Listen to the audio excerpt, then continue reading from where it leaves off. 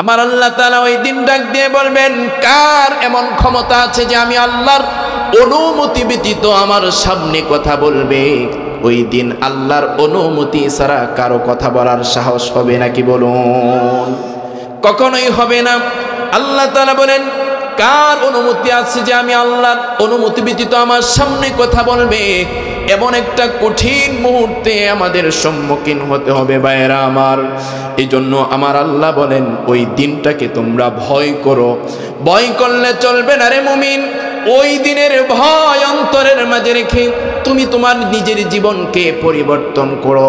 তোমার জীবনকে সুন্নতের রঙে নিজের জীবনকে রাঙিয়ে, তাকওয়ার রঙে তোমার নিজের জীবনকে রাঙিয়ে, তোমার জীবনকে আল্লাহ রাব্বুল আলামিনের দিদার নসিব করার জন্য তৈরি করো। এই জন্য ভাইয়েরা আমার, ওই কিয়ামতের দিনকে আল্লাহ তাআলা ভয় করার জন্য বলছেন। এমন এক কঠিন মুহূর্ত হবে, আমার আল্লাহ তাআলা বলেন, ওই দিন আমি আল্লাহর সামনে কেউ দাঁড়ানোর সুযোগ পাবে না, কথা বলার সুযোগ পাবে না। হাদিসের মাঝে আসছে, ওই দিন প্রত্যেকটা উম্মত তাদের নবীদের কাছে যাবে। ওই সমস্ত নবীরাও পর্যন্ত আল্লাহর সাথে কথা বলতে সাহস পাবে না। এমন এক কঠিন মুহূর্ত সেদিন হবে। কিন্তু সবচাইতে যিনি বেশি কান্না করবেন, সিজদার মাঝে পড়ে আমার আপনার নবী ওই দিন সিজদার মাঝে পড়ে আমার আপনার জন্য কান্না করবেন, চোখের পানি ফেলাবেন। আমার আল্লাহ তাআলা ওই দিন সবচাইতে বেশি আপন করে নেবেন আমার নবীকে। আমার আল্লাহ তাআলা ওই দিন পয়গম্বরকে বলবেন, ও আমার বন্ধু, ইরফা রাসাক, আপনি আপনার মাথাটা উঠান, ওয়াশফা তুশাফা, ওগো হাবিব আপনি সুপারিশ করুন। আজকে আপনি যাদের ব্যাপারে সুপারিশ করবেন, আমি আল্লাহ তাদেরকে বিনা হিসাবে জান্নাত দান করব। আমার আল্লাহ তাআলা আমার নবীকে এমন পাওয়ার দিবেন, বলবেন, ওগো হাবিব আপনি যাদেরকে পছন্দ করেন, আপনার যাদেরকে ভালো লাগে, আপনি তাদেরকে বাছাই করেন। আপনি তাদেরকে বাছাই করে আমার তৈরি জান্নাতে তাদেরকে প্রবেশ করাইয়া দিন।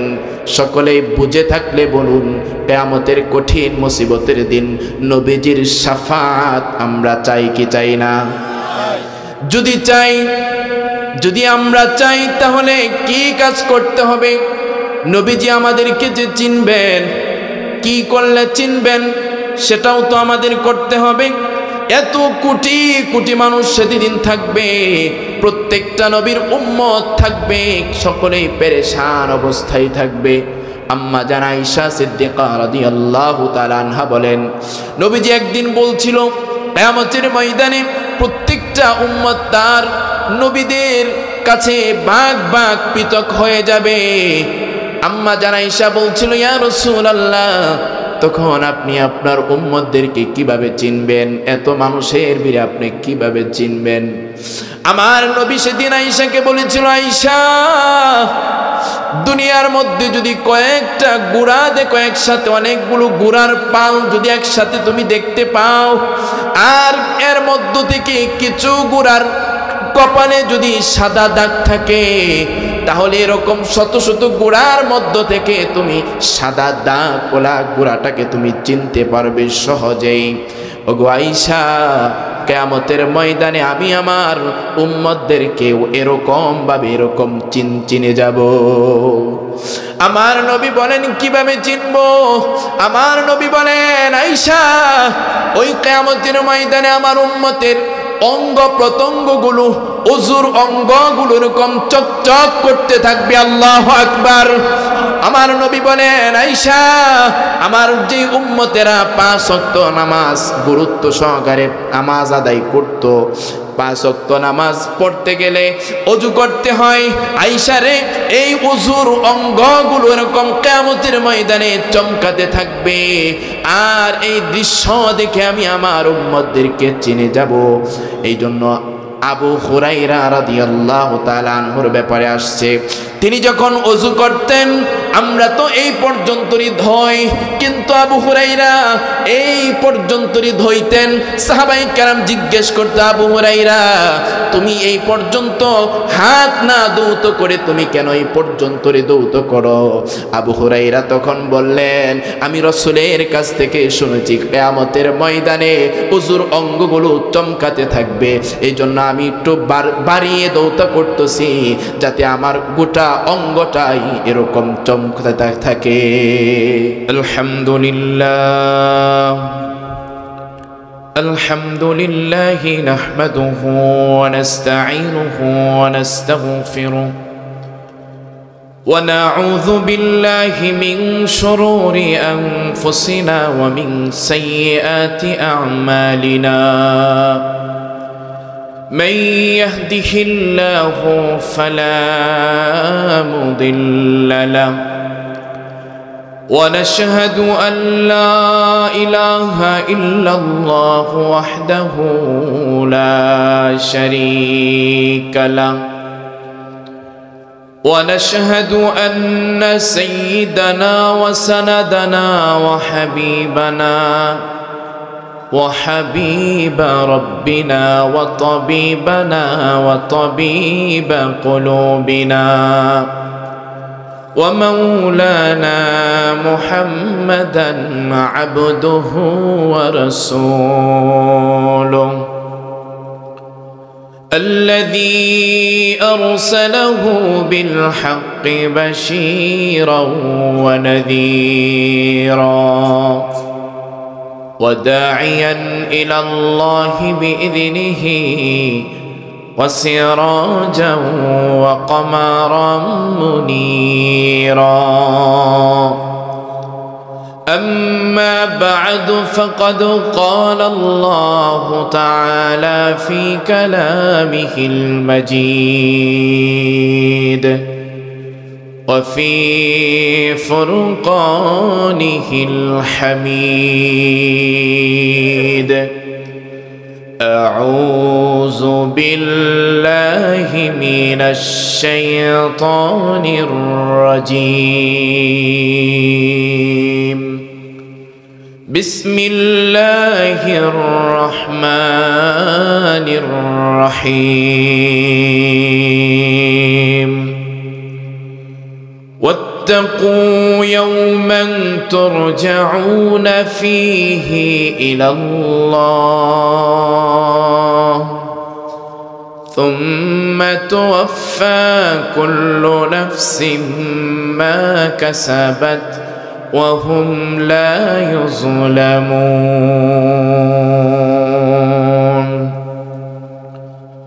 وقال تعالى في شان حبيبه ومحبوبه ومعشوقه مخبرا وآمرا. إن الله وملائكته يصلون على النبي يا أيها الذين آمنوا صلوا عليه وسلموا تسليما. شكل درود إبراهيم পড়ি। اللهم صل على محمد وعلى آل محمد كما صليت على إبراهيم وعلى آل إبراهيم إنك حميد مجيد. اللهم بارك على محمد وعلى آل محمد كما باركت على إبراهيم وعلى آل إبراهيم إنك حميد مجيد. हाथ उठाए सर को झुकाए हाथ उठाए सर को झुकाए तेरे करम पर आस लगाए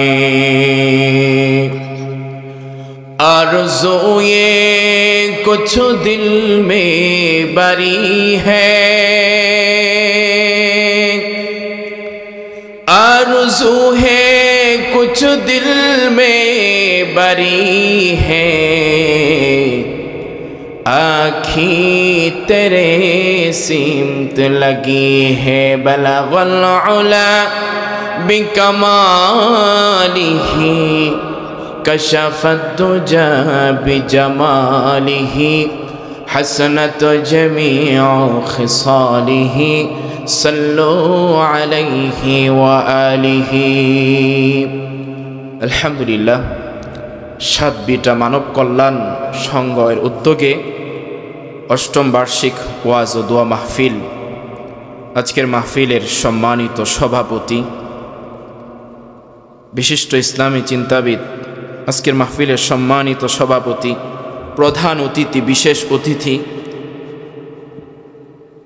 আমার সামনে উপস্থিত ইসলাম প্রিয়, দিন প্রিয়, আল্লাহ রব্বুল আলামিনের প্রিয় আশিকিন বান্দারা, পর্দার আড়ালে আমার সম্মানিতা মা ও বোনেরা, সেই বিকেল থেকে আমরা এই কোরআনের মাহফিলে কোরআন হাদিস থেকে, ওলামায়ে জবান থেকে আমরা কথাগুলো শুনছিলাম। এতক্ষণ পর্যন্ত আল্লাহ তাআলা পরিবেশে আমাদেরকে বসার সুযোগ করে দিয়েছেন, এই জন্য সকলেই শুকরিয়া আদায় করছি মহান সেই মালিকের দরবারে আলহামদুলিল্লাহ। দেখেন, আল্লাহ রব্বুল আলামিনের আদত হলো, আল্লাহ তাআলার সিফাত হলো, আল্লাহ তাআলার গুণ হলো, মানুষ আল্লাহকে যতই ডাকবে আল্লাহ তাআলা ততই খুশি হন। যতই মানুষ আল্লাহ পাকের প্রশংসা করবে আল্লাহ তাআলা ওই বান্দাকে ততই তার কুদরতিভাবে তার তত বেশি কাছে টেনে নেন।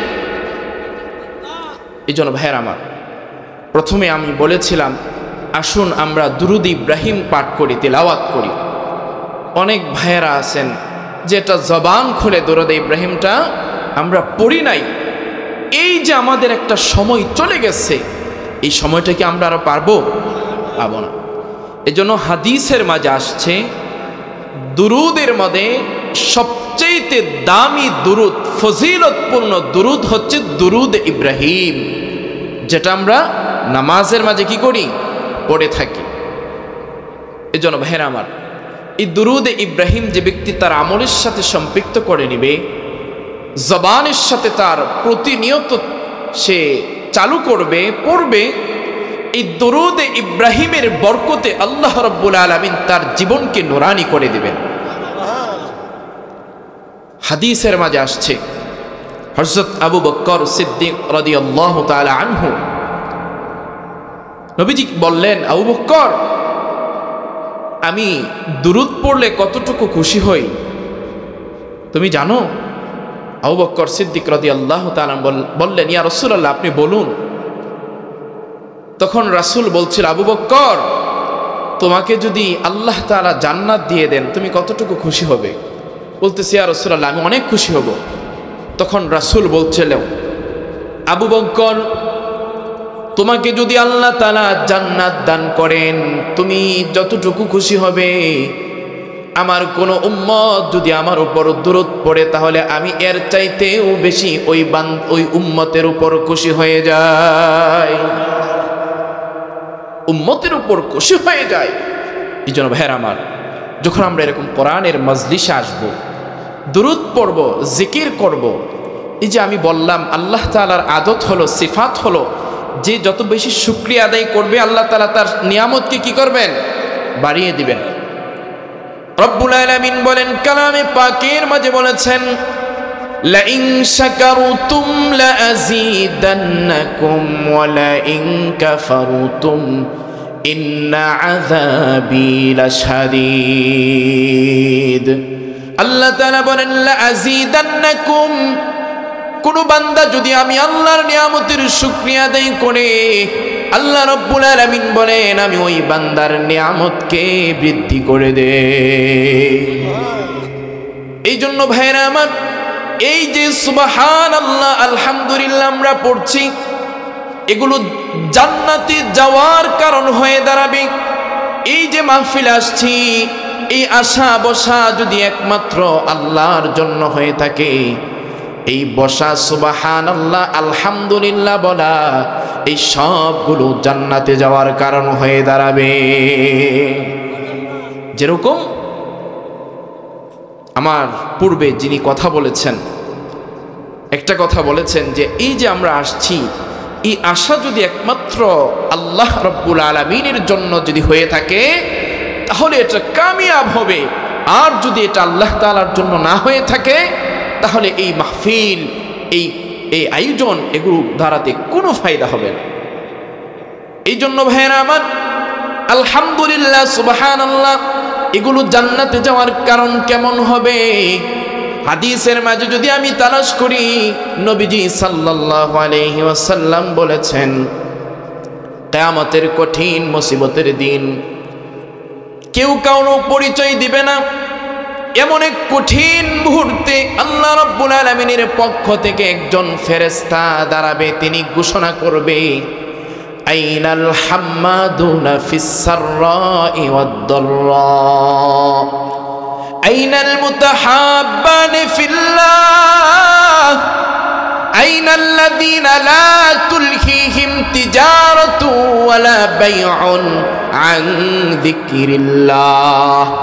একজন দাঁড়িয়ে ঘোষণা করবে, ওই মানুষগুলো কোথায় যারা দুনিয়াতে থাকা অবস্থায় সর্ব অবস্থায় রবের শুকরিয়া আদায় করেছিলে, বলেছিলে আলহামদুলিল্লাহ, ওই মানুষগুলো কোথায়?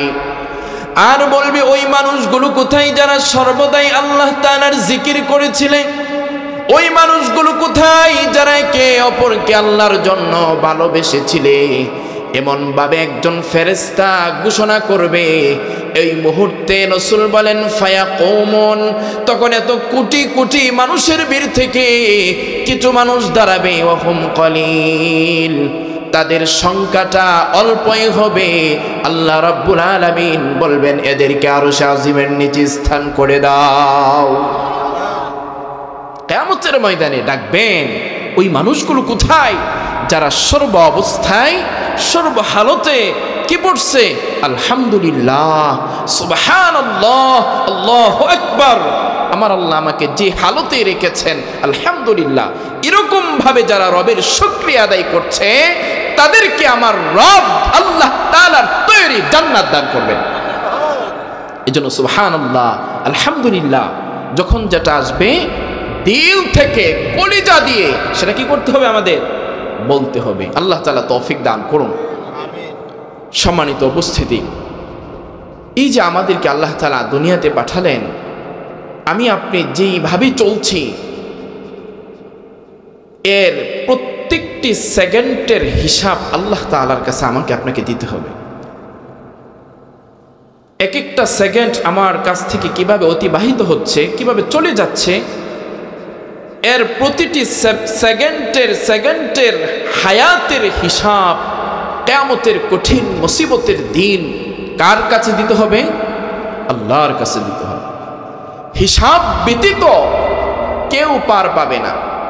প্রত্যেকেরই হিসাব কার কাছে দিতে হবে? আল্লাহর কাছে হিসাব দিতে হবে।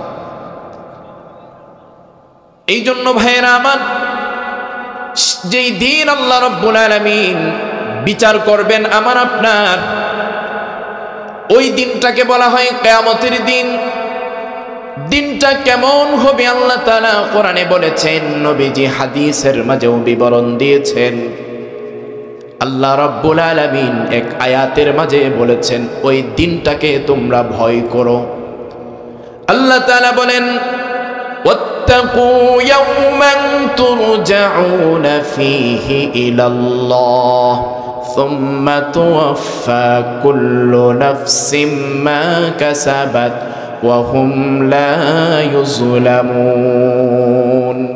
আল্লাহ রাব্বুল আলামিন বলেন, বান্দারে ওই দিনকে ভয় করো যেই দিন তোমরা আমি আল্লাহর সামনে দাঁড়াবে এবং আমি আল্লাহর কাছে তোমরা প্রত্যাবর্তন করবে। মুফাসসিরিনে কেরাম বলেন ওই দিনটা হচ্ছে কিয়ামতের দিন।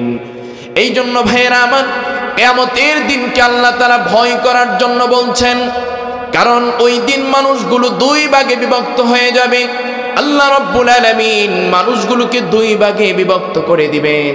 এক ভাগ মানুষ জিল্লতির শিকার হবে, যারা জিল্লতির শিকার হবে তাদের অবস্থান জাহান্নাম।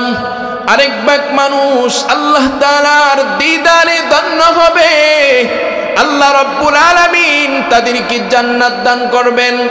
এই জন্য ভাইয়েরা আমার, ওই কিয়ামতের দিনকে আল্লাহ তাআলা ভয় করার জন্য বলেছেন। নবীজি সাল্লাল্লাহু আলাইহি সাল্লাম বলেন, উম্মতেরা রে, ওই দিনটা এমন হবে, ওই দিন একদিন দুনিয়ার 50,000 বছরের সমান হবে। নবীজি হাদিসের মাঝে বিবরণ দিয়েছেন, এক একটা মানুষ তার গুনাহের কারণে, গুনাহের ওজনের প্রভাবে এক একজন মানুষ, কেউ হাঁটু সমান গামের ভিতরে হাবুডুবু খাবে, কেউ কোমর সমান, কেউ গলা পর্যন্ত নিজের গামের মাঝে হাবুডুবু খেতে থাকবে, সাঁতার কাটতে থাকবে। এমন এক কঠিন মুহূর্ত সেদিন হবে, মা সন্তানের পরিচয় দিবে না, সন্তান মার পরিচয় দিবে না, বাবা সন্তানের পরিচয় দিবে না, সন্তান বাবার পরিচয় দিবে না। পৃথিবীর বুকে সবচেয়ে মানুষের আপনজন হচ্ছে কলিজার টুকরা মা। ওই মা সেই দিন সন্তানকে পরিচয় দিবে না, সন্তানকে চিনবেও না, সন্তানও মাকে চিনবে না। এমন এক কঠিন মুহূর্ত সেদিন হবে। যার হাতে সেই দিনের ক্ষমতা থাকবেন, যিনি বিচার করবেন, তিনি কে? আমার আল্লাহ তাআলা বলেন, মান যাল্লাযী ইয়াশফাউ ইনদাহু ইল্লা বিইযনিহি ইয়ালামু মা বাইনা আইদিহিম ওয়া মা খালফাহুম ওয়া লা ইউহীতুনা বিশাইইন মিন ইলমিহি ইল্লা বিমা শাআ।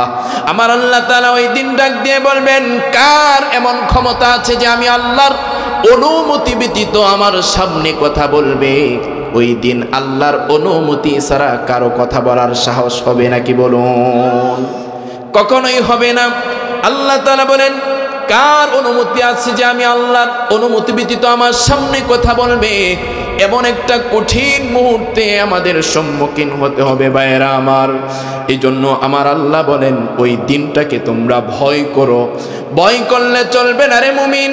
ওই দিনের ভয় অন্তরের মাঝে রেখে তুমি তোমার নিজের জীবনকে পরিবর্তন করো, তোমার জীবনকে সুন্নতের রঙে নিজের জীবনকে রাঙিয়ে, তাকওয়ার রঙে তোমার নিজের জীবনকে রাঙিয়ে, তোমার জীবনকে আল্লাহ রাব্বুল আলামিনের দিদার নসিব করার জন্য তৈরি করো। এই জন্য ভাইয়েরা আমার, ওই কিয়ামতের দিনকে আল্লাহ তাআলা ভয় করার জন্য বলছেন। এমন এক কঠিন মুহূর্ত হবে, আমার আল্লাহ তাআলা বলেন, ওই দিন আমি আল্লাহর সামনে কেউ দাঁড়ানোর সুযোগ পাবে না, কথা বলার সুযোগ পাবে না। হাদিসের মাঝে আসছে, ওই দিন প্রত্যেকটা উম্মত তাদের নবীদের কাছে যাবে, ওই সমস্ত নবীরাও পর্যন্ত আল্লাহর সাথে কথা বলতে সাহস পাবে না। এমন এক কঠিন মুহূর্ত সেদিন হবে। কিন্তু সবচাইতে যিনি বেশি কান্না করবেন, সিজদার মাঝে পড়ে আমার আপনার নবী ওই দিন সিজদার মাঝে পড়ে আমার আপনার জন্য কান্না করবেন, চোখের পানি ফেলাবেন। আমার আল্লাহ তাআলা ওই দিন সবচাইতে বেশি আপন করে নেবেন আমার নবীকে। আমার আল্লাহ তাআলা ওই দিন পয়গম্বরকে বলবেন, ও আমার বন্ধু, ইরফা রাসাক, আপনি আপনার মাথাটা উঠান, ওয়াশফা তুশাফা, ওগো হাবিব, আপনি সুপারিশ করুন, আজকে আপনি যাদের ব্যাপারে সুপারিশ করবেন আমি আল্লাহ তাদেরকে বিনা হিসাবে জান্নাত দান করব। আমার আল্লাহ তাআলা আমার নবীকে এমন পাওয়ার দিবেন, বলবেন ওগো হাবিব, আপনি যাদেরকে পছন্দ করেন, আপনার যাদেরকে ভালো লাগে, আপনি তাদেরকে বাছাই করেন, আপনি তাদেরকে বাছাই করে আমার তৈরি জান্নাতে তাদেরকে প্রবেশ করায়া দিন। সকলেই বুঝে থাকলে বলুন, কিয়ামতের কঠিন মুসিবতের দিন নবীজির শাফাত আমরা চাই কি চাই না? যদি চাই, যদি আমরা চাই, তাহলে কি কাজ করতে হবে? নবীজি আমাদেরকে যে চিনবেন, কি করলে চিনবেন সেটাও তো আমাদের করতে হবে। এত কোটি কোটি মানুষ সেদিন থাকবে, প্রত্যেকটা নবীর উম্মত থাকবে, সকলেই পেরেশান অবস্থায় থাকবে। আম্মা জান আয়েশা সিদ্দিকা রাদিয়াল্লাহু তাআলা আনহা বলেন, নবীজি একদিন বলছিল কিয়ামতের ময়দানে প্রত্যেকটা উম্মত তার নবীদের কাছে ভাগ ভাগ পৃথক হয়ে যাবে। আম্মা জান আয়েশা বলছিল, ইয়া রাসূলুল্লাহ, তখন আপনি আপনার উম্মতদেরকে কিভাবে চিনবেন? এত মানুষের ভিড়ে আপনি কিভাবে চিনবেন? আমার নবী সেদিন আয়েশাকে বলেছিল, আয়েশা, দুনিয়ার মধ্যে যদি কয়েকটা গুড়া দেখো, একসাথে অনেকগুলো গুড়ার পাল যদি একসাথে তুমি দেখতে পাও, আর এর মধ্য থেকে কিছু গুড়ার কপালে যদি সাদা দাগ থাকে, তাহলে এরকম শত শত গুড়ার মধ্য থেকে তুমি সাদা দাগ ওলা গুড়াটাকে তুমি চিনতে পারবে সহজেই। ওগো আয়েশা, কিয়ামতের ময়দানে আমি আমার উম্মতদেরকে এরকম ভাবে এরকম চিনে যাব। আমার নবী বলেন, কিভাবে চিনবো? আমার নবী বলেন, আয়েশা, ওই কিয়ামতের ময়দানে আমার উম্মতের অঙ্গ প্রত্যঙ্গগুলো, ওযুর অঙ্গগুলো এরকম চকচক করতে থাকবে। আল্লাহু আকবার। আমার নবী বলেন, আয়েশা, আমার যে উম্মতেরা 5 ওয়াক্ত নামাজ গুরুত্ব সহকারে নামাজ আদায় করত, 5 ওয়াক্ত নামাজ পড়তে গেলে ওযু করতে হয়, আয়েশা রে, এই ওযুর অঙ্গগুলো এরকম কিয়ামতের ময়দানে চমকাতে থাকবে। আর এই দৃশ্য দেখে আমি আমার উম্মতদেরকে চিনে যাব। এই জন্য আবু হুরায়রা রাদিয়াল্লাহু তাআলা আনহুর ব্যাপারে আসছে, তিনি যখন ওযু করতেন আমরা তো এই পর্যন্তই ধই, কিন্তু আবু হুরায়রা এই পর্যন্তই ধইতেন। সাহাবায়ে কেরাম জিজ্ঞেস করত, আবু হুরায়রা, তুমি এই পর্যন্ত হাত না দৌত করে তুমি কেন এই পর্যন্তই দৌত করো? আবু হুরায়রা তখন বললেন, আমি রাসূলের কাছ থেকে শুনেছি কিয়ামতের ময়দানে ওযুর অঙ্গগুলো চমকাতে থাকবে, এই জন্য আমি একটু বাড়িয়ে দৌত করতেছি, যাতে আমার গোটা অঙ্গটাই এরকম চমকাতে থাকে। আমার রাসূল যেন আমাকে আপনাকে চিনবেন, সেই রং, রাসূলের রং, সুন্নতের রং আমার আপনার আমলের সাথে, শরীরের সাথে সম্পৃক্ত থাকতে হবে। যদি নিজের আমলের সাথে সম্পৃক্ত করে নেই, তখনই রাসূল আমাকে আপনাকে কিয়ামতের কঠিন মুহূর্তে আমাকে আপনাকে চিনবে। অপর এক হাদিসের মাঝে নবীজি সাল্লাল্লাহু আলাইহি সাল্লাম বলেন, মান আহাব্বা সুন্নতি ফাকাদ আহাব্বানি ওয়া মান আহাব্বানি কানা মাই ফিল জান্নাহ। আমার উম্মতেরা, যে ব্যক্তি আমার সুন্নতকে আঁকড়িয়ে ধরবে, সুন্নতকে মহব্বত করবে, আমার সুন্নতের রঙে নিজেকে রাঙাবে, ওই ব্যক্তি যেন আমি রাসূলকেই ভালোবাসলো, আমি রাসূলকে মহব্বত করলো, আর তখন ওই উম্মতটাকে জান্নাতে নিয়ে যাওয়া আমার উপর ওয়াজিব হয়ে যায়। কার কথা? রাসূলের কথা। এজন্য ভাইরা আমার, জান্নাতে যদি যেতে চাই, হাউজে কাউসারের পানি যদি পান করতে চাই, আল্লাহর রাসূলের সুপারিশ যদি পেতে চাই, তাহলে আমাকে আপনাকে এরকম রাসূলের সুন্নতের রঙে রঙিন হতে হবে। এরকম কোনো নারী, কোনো মা যদি জান্নাতে যেতে চায়, আল্লাহর রাসূলের সুপারিশ, আয়েশার সাথে, খাদিজার সাথে জান্নাতে থাকতে চাই, খাদিজার রং, খাদিজা যেরকম রাসূলের সুন্নতের রঙে রঙিন হয়েছিল, এরকম আমাদের মা বোনদের এরকম খাদিজার মতো রঙিন হতে হবে। খাদিজার কেমন রঙে রঙিন ছিল? খাদিজা পর্দাকে ভালোবাসতো, খাদিজা অল্পতেই সন্তুষ্ট থাকত। এই জন্য রাসূল বলেন নারীদেরকে 4টা গুণ অর্জন করার জন্য রাসূল বলেছেন, যেই 4 গুণ যদি কোনো নারীর ভিতরে থাকে, ওই নারী জান্নাতের যেই কোনো দরজা দিয়ে প্রবেশ করতে চাইলে আমার আল্লাহ তাআলা ওই শক্তি ওই নারীকে দিবেন, সে জান্নাতে প্রবেশ করবে। আল মারআতু ইযা সাল্লাত খামসাহা ওয়া সামাত শাহরাহা ওয়া আহসানাত ফারজাহা ওয়া আতাআত বা'লাহা ফালতাদখুল মিন আইয়ি আবওয়াবিল জান্নাতি শাআত। নবীজি বলেন কোন নারী যদি 5 ওয়াক্ত নামাজ ঠিক মতনে আদায় করে এবং রমজানের রোজা রাখে এবং নিজের সতীত্বের হেফাজত করে এবং নিজের স্বামীর আনুগত্য করে, এই 4 গুণ যদি কোনো নারী অর্জন করতে পারে, ওই নারী জান্নাতের 8 দরজার যে কোনো দরজা দিয়ে সে জান্নাতে প্রবেশ করতে চাইবে, আমার আল্লাহ তাআলা তাকে ওই শক্তি তাকে দান করবেন। এই জন্য ভাইয়ের আমার, নারী জাতির সম্মান ইসলাম দিয়েছে, নারী জাতির সম্মান কোরআন দিয়েছে, নারী জাতির সম্মান আমার রাসূল দিয়েছে। গতকালকেও এক জায়গায় আলোচনার এক পর্যায়ে একটা কথা চলে আসছিল, আমরা পুরুষ মানুষ, আমাদের পায়ের নিচে থাকে জুতা, কিন্তু আমার মা, আমার মায়ের জাতি, আমার মায়ের জাতির পায়ের নিচে আমার রাসূল বলছেন জান্নাত থাকে। আল জান্নাতু তাহতা আকদামিল উম্মাহাত, নারী জাতির পায়ের নিচে আমার রাসূল বলেছেন জান্নাত। এই জন্য আমার পূর্বে মা বাবার গুরুত্ব সম্পর্কে আলোচনা করেছেন। এই জন্য ভাইয়েরা আমার, একটা কথা না বললেই নয়, আমার রাসূল একদিন মসজিদে নববীতে কথা বলছেন, দূর থেকে দেখা যাচ্ছে একজন বৃদ্ধ মহিলা আসছে,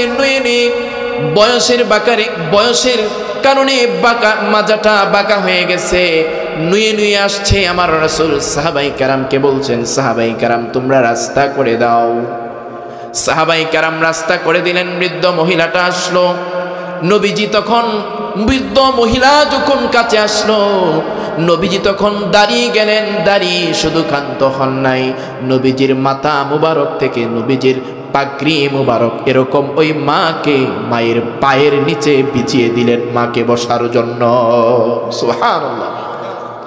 সাহাবায়ে কেরাম অবাক হয়ে গেলেন, ইয়া রাসূলুল্লাহ, ইয়া হাবিবাল্লাহ, আজও পর্যন্ত এমন দৃশ্য আমরা দেখি নাই। কত রাষ্ট্রপ্রধানরা আপনার কাছে আসে, আবু বকর, উমর, কত উচ্চ লেভেলের সাহাবাই কেরামদের বাবা মা আসে, বাবা আসে, বিভিন্ন রাষ্ট্রদূত আসে, কিন্তু তাদের সম্মানার্থে আপনি কখনো এরকম দাঁড়ান নাই এবং আপনার পাগড়ি মুবারক শরীর থেকে আপনি এরকম খুলে তাদের পায়ের নিচে বিছিয়ে দেন না। ইয়া রাসূলুল্লাহ, ইয়া হাবিবাল্লাহ, এটা কোন মহিলা যেই মহিলার সম্মানে আপনি পাগড়ি খুলে বিছিয়ে দিয়েছেন? আমার রাসূল তখন সাহাবাই কেরামকে উদ্দেশ্য করে বলছেন, সাহাবীরা রে, জন্মের পর থেকে আমি আমার মায়ের দুধ ঠিক মতনে পান করতে পারি নাই, জন্মের পরে আমি আমার মায়ের আদর সোহাগ ভালোবাসা পাই নাই, আমি আমার মায়ের স্নেহ পাই নাই, আমি আমার মায়ের দুধ ঠিক মতনে পান করতে পারি নাই।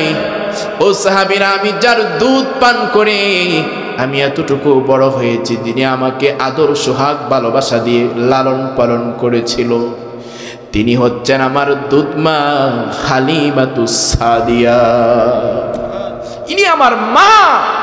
মাকে সম্মান রাসূল দিয়েছেন, মাকে সম্মান আল্লাহ দিয়েছেন, মাকে সম্মান কোরআন দিয়েছেন। এই জন্য কেউ যদি বলে ইসলাম নারীকে সম্মান দেয় নাই, অধিকার দেয় নাই, সে বুকার স্বর্গে বাস করে। এই জন্য ভাইয়েরা আমার, মা জাতিকে সম্মান করতে হবে, তারা যেন পর্দার সাথে চলে সেই ব্যবস্থা করতে হবে, তাদের পর্দার সিস্টেম করে দিতে হবে, তারা 5 ওয়াক্ত নামাজ ঠিক মতনে পড়বে, রমজানের রোজা রাখবে, এরপরে বলছেন নিজের সতীত্বের হেফাজত করবে, অর্থাৎ পর্দার সাথে নিজেকে গুছিয়ে রাখবে। পর্দা না থাকলে যতই নামাজ পড়ুক না কেন, যতই সন্তানকে ভালো রাখার চেষ্টা করুক না কেন, সন্তানকে ভালো আদর্শবান সন্তান হিসাবে গড়ে তুলুক না কেন, এই পর্দাহীন কখনোই সমাজে এবং পারিবারিকভাবে শান্তি আসতে পারে না। পর্দা যেই গড়ে থাকবে এই গড়ের কিসমত আল্লাহ খুলে দিবেন। পর্দা যার সাথে থাকবে আল্লাহ তাআলা দুনিয়া আখিরাতের কিসমত তার জন্য খুলে দিবেন। এই জন্য ভাইয়েরা আমার, নারীদেরকে পর্দার ব্যবস্থা করতে হবে। আল্লাহ রাব্বুল আলামিন বলেন, ওয়ালা ইউবদিনা যিনাতাহুন্না, নারীরা পর্দা করবে এবং এমনভাবে বোরকা পরিধান করবে, এরপরে তারা বোরকার উপর দিয়ে এমনভাবে একটা ওড়না দিয়ে নিজেকে আবৃত করে রাখবে যে তার শরীরের গঠনটা অন্য কোনো পরপুরুষ দেখতে না পায়।